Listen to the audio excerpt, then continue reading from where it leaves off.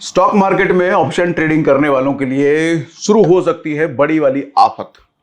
बड़ी आफत यह है कि अब 30% टैक्स आपके प्रॉफिट पर लगने वाला है। अच्छा, जहां मैं कह रहा हूं लगने वाला है, ये इसकी कोई श्योरिटी नहीं है, लेकिन न्यूज हर तरफ है ये, और न्यूज बड़ी बड़ी मीडिया एजेंसी से है, तो शायद हो सकता है। लेकिन अगर 30% टैक्स लग गया तो क्या हो सकता है, लगना चाहिए कि नहीं लगना चाहिए, और क्यों इसकी पॉसिबिलिटी बन रही है, जरा इस पर बात करते हैं। देखो, अभी हुआ क्या है कि नई सरकार बनी है एक बार फिर से बीजेपी की, तो इंडिविजुअल का जो टैक्स है, चाहे वो बिजनेस करके कमाए या नौकरी या कुछ भी करके कमाए, अभी क्या है 7 लाख तक तो जीरो टैक्स का ऑप्शन है। अगर आपके साल की 7 लाख की इनकम है तो आप जीरो टैक्स भर सकते हो, कोई टैक्स नहीं। इसकी लिमिट को बढ़ाया जा रहा है, ये 10 लाख भी हो सकता है, इससे 12 ऊपर भी हो सकता है। मतलब 10 लाख तक की इनकम अगर है या उससे थोड़ा ऊपर भी जा सकता है, तो आपको साल का कोई टैक्स नहीं भरना। तो ये खुशखबरी हो सकती है। लेकिन दुख की बात यह है कि जो लोग ऑप्शन ट्रेडर हैं, जो लोग ऑप्शन ट्रेडिंग करके अपना घर चलाते हैं, जो लोग ऑप्शन ट्रेडिंग करके अपनी जीवनी पालते हैं, उनके लिए दुख की खबर यह है कि 7 लाख 10 लाख 15 लाख भूल जाओ। आप अगर 100 रुपया भी प्रॉफिट कमा रहे हो, आप अगर 100 रुपया भी प्रॉफिट कमा रहे हो, 30% टैक्स सीधा सरकार को दे दो। 100 रुपए कमाया प्रॉफिट, 30% दो। 1000 रुपए कमाया, 300 रुपए दो। 10,000 कमाया, 3,000 दो। और अगर लाख कमाया तो 30,000 दो। 10 लाख कमाया तो 3 लाख दो। साल का है ये। तो अब देखो हुआ क्यों है, जरा इस पर बात करते हैं, और फिर इसका होना चाहिए कि नहीं होना चाहिए, क्या कर सकते हैं, जरा उस पर बात करते हैं। पहले ये समझते हैं मार्केट देखो कितना बड़ा है ये। पिछले साल दुनिया भर में 108 मिलियन कॉन्ट्रैक्ट में से 63% कॉन्ट्रैक्ट भारत के थे। यानी कि अगर हम ये कहें कि पूरी दुनिया में 70% ऑप्शन ट्रेडिंग का बिजनेस इंडिया से आ रहा है, तो आप घुमा फिरा के इसको इस तरीके से लगभग समझ सकते हो। मतलब पूरी दुनिया में 73% बिजनेस, और उसमें भी एनएससी डेरिवेटिव का जो टर्नओवर है, यानी कि एनएससी में जो ऑप्शन ट्रेडिंग का टर्नओवर है, पिछले 4 साल में 30 गुना बढ़ गया है। यानी कि 2020 में ये 245 लाख करोड़ का था, और आज 2024 में ये 7,218 करोड़ के आसपास का चला गया है। तो ऑप्शन ट्रेडिंग में जितनी तेजी से लोग कूद रहे हैं, जितनी तेजी से लोग आ रहे हैं, डेटा भी ये कहता है कि 90% से ज्यादा ऑप्शन ट्रेडर लॉस में है, वो प्रॉफिट मेकिंग नहीं है।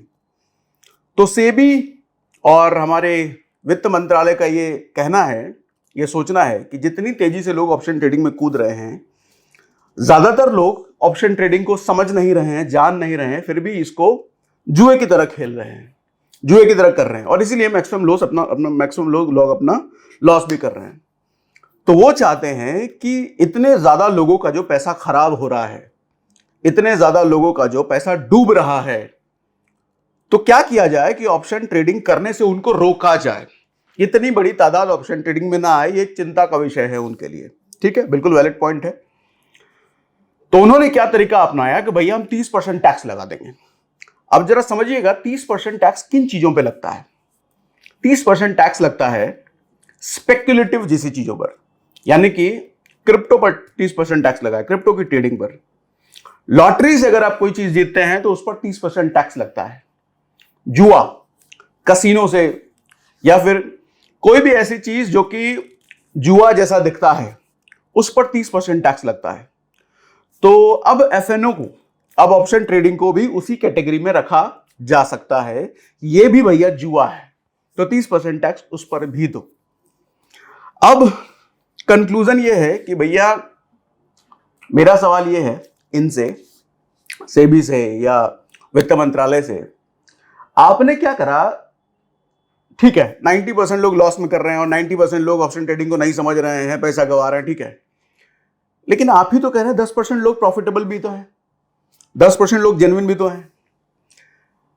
सर, जो लोग मोटा पैसा कमा रहे हैं, हो सकता है उनको 30% डेली में ना खले, लेकिन मैं कहता हूं बहुत सारे लोग ऐसे भी हैं जो 10,000 रुपए, 20,000 रुपए, 50,000 रुपए कमा रहे हैं और अपना घर चला रहे हैं। आपने तो उनका भी गर्दन काट दिया, उनका भी 30% ले जाओ। मतलब टैक्स का एक स्लैब है, 7 लाख तक अगर साल का कमा रहे हो तो कोई टैक्स नहीं, लेकिन ऑप्शन ट्रेडिंग से अगर कमा रहे हो तो 7 लाख कमाओ या 7,000 कमाओ, पहले 30% टैक्स निकाल के दो। तब अपने घर लेके जाना, पहले टैक्स कट लिया जाएगा। अच्छा, ऑप्शन ट्रेडर्स को मार तो पहले ही पड़ रही है, एसटीटी ट्रांजैक्शन टैक्स लगता है, ब्रोकर आपका फीस लेकर के जाता है, और 2-4 और तरह के चार्जेस लगते हैं, यानी कि 5 से 6% तो वैसे ही टैक्स लग रहे थे, 30% अलग से लगेगा। तो मैं मानता हूं 30% नहीं, ये घुमा फिरा के 35% 38% टैक्स चला जाएगा, कुल मिलाकर के आधा लगभग। तो मेरे हिसाब से ये एक बेतुका तरीका हो सकता है अगर ये हुआ तो। हाँ, अगर इसको लगाम लगाना है, ये बात बिल्कुल सही है कि लोग, बहुत सारे लोग जुए की तरह इसको ले रहे हैं, कूद रहे हैं, पैसा हो आ जाएगा भैया, और सोशल मीडिया पर प्रमोट भी इसको बहुत सारे लोग ऐसे ही करते हैं कि ऑप्शन ट्रेडिंग हमने किया, बाथरूम के टब में बैठ करके ऑप्शन ट्रेडिंग कर रहे हैं, लाख रुपए कमा लिया। अब ये सब देखकर लोग इन्फ्लुएंस होते हैं, तो बेचारे भोले भाले लोग कुत्ते हैं अपना पैसा लेकर के, और वो गवा देते हैं। तो लेकिन रोकने का क्या इसका यही तरीका है कि 30% टैक्स लगा दो? नहीं, बहुत सारे तरीके हो सकते हैं। आप देखेंगे, जब भी कोई ब्रोकर पर आप अपना डीमैट अकाउंट खोलते हैं, वहां पर आप अपना इनकम स्टेटमेंट अपलोड करते हैं, बैंक स्टेटमेंट अपलोड करते हैं। कई सारे तरीके हो सकते हैं कि आप इनकम स्लैब के बेस पे रेस्ट्रिक्ट कर सकते हैं, अगर आपकी इनकम इतनी है तो ही आप ऑप्शन ट्रेडिंग करो, या फिर ऐसा कुछ कंसेंट लिया जा सकता है, कितना पैसा आप गंवाने को तैयार हैं तो करो, या फिर कुछ ट्रेनिंग के बेस पे किया जाता है कि आपकी अगर इतनी मेरिट है, इतनी लर्निंग है, इतना कुछ जानते हो आप, कोई सर्टिफिकेशन रिलीज कर दिया जाए कि इतनी ये सर्टिफिकेशन करके ही आप ऑप्शन ट्रेडिंग कर सकते हो, या ऐसा कुछ हो, पेपर ट्रेडिंग अगर आप इतना प्रैक्टिस करके आए हो तो ही ऑप्शन ट्रेडिंग कर सकते हो। ये सब भी तरीका है लगाम लगाने का। लेकिन ये सब को छोड़ करके स्ट्रेट फॉरवर्ड 30% टैक्स, तो ये मेरे हिसाब से सही नहीं है। आप बताना आपके हिसाब से क्या लगता है। अच्छा, इसमें यह भी हो सकता है, कई बार सरकार ये भी रणनीति अपनाती है कि पहले 30% किया जाए, और बाद में आपको बोला हम तो 30 नहीं लगा रहे भैया, पहले आपको भरपूर डरा दिया गया, फिर बाद में बोला डरो मत, सिर्फ 20 लगा रहे हैं, या सिर्फ 15 लगा रहे हैं, या सिर्फ 25 लगा रहे हैं, और आप राहत की सांस लेकर के इसको एक्सेप्ट कर लो। वो भी गलत है। क्या तुक बनता है भैया, पहले दिन से आपसे 15% ही अगर लिया जा रहा है तो 15% पहले दिन से टैक्स लेने का। फिर वो जो हर इंडिविजुअल्स के लिए 7 से 10 लाख रुपए का टैक्स छूट है, माफ है, एफएनओ ट्रेडर्स के लिए वो क्यों नहीं है? ऑप्शन ट्रेडर्स के लिए वो क्यों नहीं है? ऑप्शन ट्रेडर्स को ऐसे सीधा सीधा जुआ कैसे बोल दे रहे हो भैया? देखो, मैं अगर बोलूं, एक बाइक चलाना, जो लोग बाइक सीख करके चलाते हैं ठीक ठाक चलाते हैं, लेकिन आदमी जो लोग बाइक चलाना नहीं जानते, या 1-2 दिन चलाया है बाइक पे और हाईवे पे लेकर के उतर आया और ठोक ठाक दे किसी को, तो इसमें बाइक चलाने की गलती है या बाइकिंग की गलती है, या उस आदमी की गलती है जो बाइक बिना सीखे रोड पर लेकर के आ गया था? आप उस आदमी को पकड़ोगे ना, आप उस आदमी को सजा दोगे ना, कि सारे बाइकर्स को आप सजा दे दोगे? नहीं ना। कार चलाना अगर किसी को नहीं आता और वो हाईवे पे लेके कूद गया, 2-4 लोगों को ठोक दिया, तो आप सारे ही कार चलाने वालों को सजा दे दोगे? ये क्या तुक बनता है?